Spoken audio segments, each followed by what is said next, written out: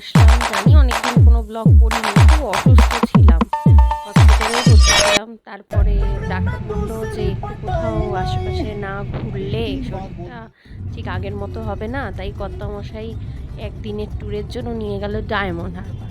তো নদী তো আমার ভীষণই ভালো লাগে। তো একদিনের জন্য ডায়মন্ড হারবারে আমরা কি কি করছি, কীরকম আনন্দ করছি দেখার জন্য চলো আমাদের সাথে। আজকে আমরা সকাল সকালই বেরিয়ে পড়েছি, পার্থ এসে গেছে। আর আজকে আমাদের সঙ্গে একজন নতুন সঙ্গী রয়েছে, মানে পার্থর ওয়াইফ।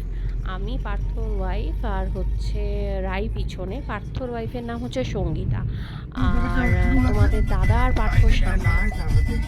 যথারীতি আমরা ডায়মন্ডে ঢুকে গেছি, পূর্ণলক্ষ্মীর সামনে চলে এসেছি। এই দেখতে পাচ্ছ পূর্ণলক্ষ্মী। তো দাদা আর পার্থ গেছে পূর্ণলক্ষ্মীতে রুম নেওয়ার জন্য, কারণ আমাদের আগে থেকে বুকিং ছিল না। আমরা একদমই কনফার্ম ছিলাম না, যেহেতু ডাক্তার বলেছে। তো হসপিটাল থেকে ছাড়া পাওয়ার দুদিনের মধ্যেই কর্তামশাই আমাকে নিয়ে বেরিয়ে পড়েছে, তো তাই জন্য হোটেল বুক করা হয়নি। তো হোটেল বুকিং পেয়ে গেছি, আমাদের রুম থার্ড ফ্লোরে দিয়েছে। তো এই দেখো, মানে আমরা উপর থেকে তোমাকেদের ভিউটা দেখানোর চেষ্টা করছি পূর্ণলক্ষ্মীর। ওইদিকে সুইমিং পুলটা আছে, ওখানেও যাব অবশ্যই। হ্যাঁ, সেটা তো মানে বলতে অবকাশই রাখে না। 523 নম্বর রুমটা হচ্ছে আমাদের রুম। তো রুমের ভেতরে দেখছি বেশ ভালোই, বিশাল বড় একটা ডাবল বেড রুম দিয়েছে, মানে বেড দিয়েছে।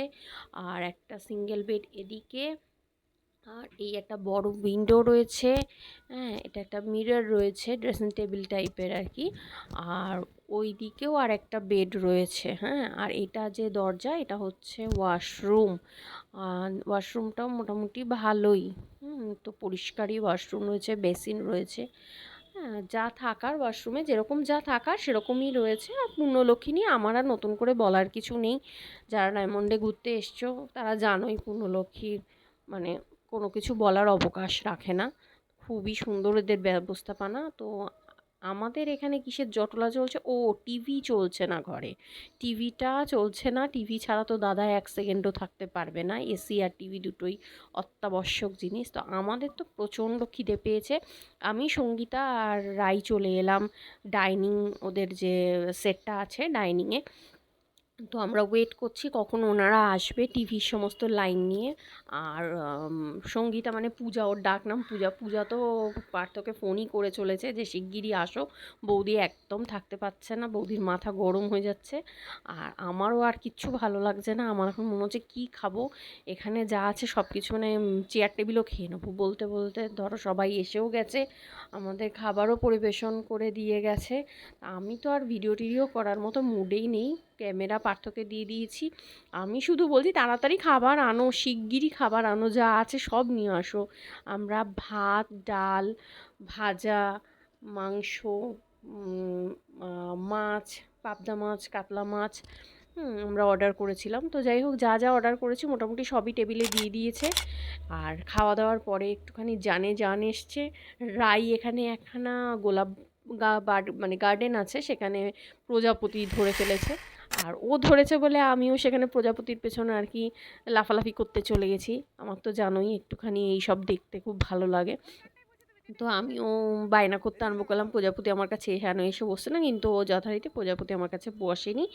তো এই সব করতে করতেই বিকাল গিয়ে সন্ধ্যা হয়ে গেছে। আর সন্ধ্যাবেলা আমার বর একটু রোম্যান্টিক মুডে চলে এসছে, গান ফান চালিয়ে আমাদের এখানে একটা ডান্স হয়ে গেল ছোটোখাটো। তো রাই বায়না করছে যে তুমি বাবার সঙ্গে নাচ করছো, তা আমার সাথে করবে না কেন? তাই বললাম ঠিক আছে চল, তো বাবার সাথে কেন, আমি তোর সাথেও ডান্স করতে রাজি আছি। রাই প্রপার নিয়ম মেনে আমার সাথে ডান্স করতে চলে এলো। তা আমি আর রাই দুজনে মিলেও এখানে ব্যালে রুম করে ফেললাম। তো সত্যি মাঝখানের এই জায়গাটা মানে এত সুন্দর লাগছিল যে নাচ করতেই ইচ্ছা হচ্ছিল। তো যথারীতি আমাকে আর রাইকে নাচতে দেখে তো আমার কর্তামশাই মানে একদম ডিজার্টেড হয়ে গেছে। হ্যাঁ, সে তো পাত্তা ফাত্তা দিল না, কোমরে হাত দিয়ে মাথা ঘুরিয়ে অন্যদিকে চলে গেল। তো আমাদের তো এই সব চলতেই থাকছে অনেকক্ষণ। এভাবে 2000 রাত্রে ডিনার years ফিনার সেরে later. গুড মর্নিং, সূর্যোদয় হয়ে গেছে, সকাল হয়ে গেছে। তো সুইমিং পুলে যাওয়ার টাইম হয়ে গেছে। তো সুইমিং পুলে গিয়ে আমরা আর মানে যা করার তাই করলাম। আমরা ভীষণ এনজয় করেছি, রাইও খুব এনজয় করেছে। তো চুটিয়ে এনজয় করা যাকে বলে, সত্যি খুব এনজয় করেছি। মনেই হচ্ছিল না যে আমি হসপিটালে ভর্তি ছিলাম, 2 দিন আগে আমি ছাড়া পেয়েছি। বাচ্চাদের মতো জলের মধ্যে লাফালাফি কুদাকুদি শুরু হয়ে গেছে। এত লাফালাফি করে তো ক্লান্ত হয়ে গেছি, পোজ দিতে ছাড়িনি, ফটো টটো তুলে নিয়েই চলে গেছি। আমাদের বুফেট টিফিন ছিল, সেখানে যা পেয়েছি দেখতেই পাচ্ছ, যা পেয়েছি সব খেয়েছি এবং অসম ছিল খাবারগুলো প্রত্যেকটা। খাওয়া দাওয়ার পরে আবার আমাদের ফুর্তি আর আনন্দের তো শেষ নেই। তো আমি পূজার সাথে চলে গেলাম বাচ্চা হয়ে ঢেকি চড়বার জন্য। দুজন লাগবে না, একজন দিলেই উঠে জোর যাবো। করে নিয়ে এবার আমার কর্তামশাইয়ের তাড়াতে আমাদের আবার বাড়ি ফিরে যেতে হচ্ছে। কিচ্ছু করার নেই, একটা দিন 24 ঘন্টা কীভাবে কেটে গেল বুঝতেই পারলাম না।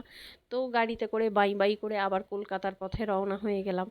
পরের দিন থেকে অফিস জয়েন করতে হবে, তো তাড়াতাড়ি বাড়ি তো ফিরতেই হবে। তো এই ছিল একটা গোটা দিনের আমার ডায়মন্ড হারবার ঘোরার এক্সপিরিয়েন্স। তোমাদের কেমন লাগলো জানিও, আর লাইক শেয়ার সাবস্ক্রাইব করতে ভুলো না। Thank you.